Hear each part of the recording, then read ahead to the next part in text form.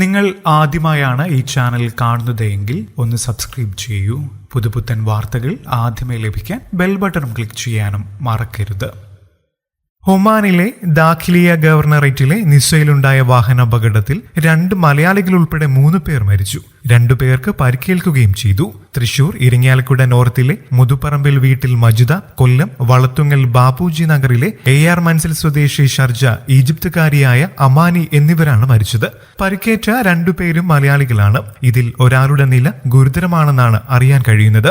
വ്യാഴാഴ്ച ഉച്ചയ്ക്ക് 3 മണിയോടെ മസ്കറ്റ് ഇബ്രി ഹൈവേയിലാണ് അപകടം. നിസ്വ ആശുപത്രിയിൽ നിന്നും ജോലി കഴിഞ്ഞ് താമസ സ്ഥലത്തേക്ക് നടന്നു പോവുകയായിരുന്ന നഴ്സുമാരാണ് അപകടത്തിൽപ്പെട്ടത്.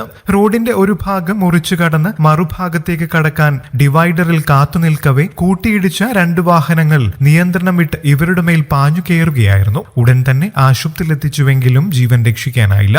ശങ്കരൻകുട്ടിയാണ് മരിച്ച മജിദയുടെ പിതാവ്. മാതാവ് രാധ, ഭർത്താവ് രതീഷ്. ഇല്യാസ് നദീറ ദമ്പതികളുടെ മകളാണ് ഷർജ, ഭർത്താവ് അനീഷ്. അപകട വിവരം അറിഞ്ഞ് ഇരുവരുടെയും ഭർത്താക്കന്മാർ നാട്ടിൽ നിന്നും ഒമാനിലേക്ക് തിരിച്ചിട്ടുണ്ട്. നിസ്വ ഗവൺമെന്റ് ആശുപത്രിയിൽ സൂക്ഷിച്ചിരിക്കുന്ന മൃതദേഹങ്ങൾ നടപടികൾ പൂർത്തിയാക്കി നാട്ടിലേക്ക് കൊണ്ടുപോകുമെന്നും ബന്ധുക്കൾ അറിയിച്ചു.